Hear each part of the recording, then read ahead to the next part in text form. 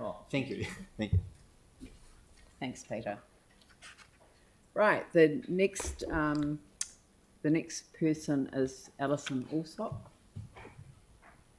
Thank you very much. And there's a presentation on the hub for councillors. I have another name, but that's my married name. Oh, hello, Ellie. I'm presenting as a resident, so it's not like I've come undercover or anything like that. Hello. I just want to say thank you to the staff too. I cocked it up online when I tried to do my submission and then sent screenshots, and they very kindly typed it up, thank you, Joe, and sent it back to me. So thank you for putting up with my ineptitude. I primarily wanted to make mention of Edgware Pool in this time that I've got. Very quickly, though, I did say in part of my submission that I think that the issue of not being able to change a struck rate needs to be investigated. I understand that that is unable to be changed by the City Council because it's a central government legislative issue. So, for example, if you have a house on a bit of land, once your house is demolished, I'm thinking about earthquake people, you can't then, with the reduced value of what you've got, alter what you're paying in rates. Over the 12 months. Over the 12 months. Until a new valuation is that's done. Right. That's so, a legislative yeah, thing. So that's a central government. There was an exception made in Christchurch after the earthquakes, but that exception is now reverted to the old statute. Yes. Yep, and there are still houses being demolished. Ours goes in August, so therefore we could be paying that higher rate for, almost a year or whatever. We're lucky we can afford it. I'm imagining that many people won't be able to. Right, Edgware Pool. I'm not going to read the slides because that would be boring. These are mainly about photographs.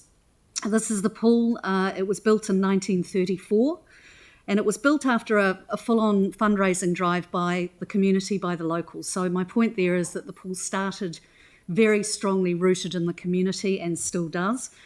In the 1990s, the school swimming sports from all around the area, schools came in and used the pool, as well as residents, obviously, as well. In 2000s, it was really, in the early 2000s, it was very clear that the council wanted to close the pool. That's me there with Ruby. She was 2 there. She's now 23. We raised this issue at that stage. The council, we suggested the council was reducing hours as they were at that stage, and described it as the beginning of a slippery slope, but the council's quoted in that story as saying, "We are assuring the community that their pool is not under threat," which is quite clearly not what happened. There were protests as well. Again, we're a very passionate, driven, active community in St Albans, so down to Cathedral Square we went in 2008, and that's Ruby again at the bottom right. I'm only highlighting her because of the time frame, and she's about 8, I think, in that protest photograph. Now, the main thing about Edgware is it's an outdoor pool. It was the most popular outdoor pool across the city in November to March, which is the summer season. The number of swimmers and people who attended were around 12,000. What the council did around 2004 and 2005, just before it closed it, is it reduced the hours, which reduced the number of people who could come in, and then actually they made attendance free.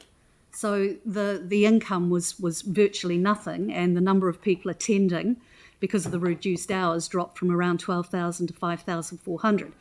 Now, the reason I've put that in there is it's akin to putting a television program on at 1 a.m. in the morning and then taking it off because no one's watching it. It was set up to make a stronger argument for the council to close it and demolish it. The council's strategic framework around resilient communities, livable city, healthy environment, prosperous economy, all of these things are ticked by the retention, or not retention, of the rebuilding of Edgware Pool. There was a media release went out towards the end of 2021. There's Kohinga there, our community centre being opened. Leanne, there you are in the middle. It was a great day. And it's being very well used, and it's in fact bringing a lot more people into the community. And in that media release there, it mentions the butchers, the supermarket, the bakery, the greengrocers. They are all seeing an increase in number of people and financially as well. So that's the prosperity part of the strategic plan ticked. We're a very resilient environment. We have a long history of activism in St Albans. It's been affected by the earthquakes very, very badly. I know as many areas in Christchurch has, but also the floodings as well. And in fact, the number of houses, and I did have this on my phone, have increased. They have doubled the number of new dwellings in St Albans in the last 20 years. I have got the figures from Robert Wright, which I will get to you. But even with the slowdown over COVID, the number of new dwellings are now huge, up around the sort of 1,900, I think we're getting in the last few years. So I'll get those figures to you. I had them on my phone, I can't find them now. Active transport's really important. Most people go to the pool and have gone to the pool by walking, scootering, and there's a low-speed neighbourhood greenway on Trafalgar Street. We've got primary schools in the area, retirement villages and so forth. The nearest pool, which is an indoors pool, is 4.5 kilometres on very busy roads away from, which is Graham Condon. Where else? Sorry, just bear with me. And I think that might be the end of it. Yep. But I also wanted to make a point too that indoor pools and outdoor pools are very, very different. And I know that there has been some mention about the Metro pool in the central city, as well as Graham Condon. The thing about an outdoor pool is you can have an entire day at a pool. You can have a half a day at a pool. You can put a rug down and sit down with friends and family. You can sit on grass. You can be outdoors. It is a very, very different environment.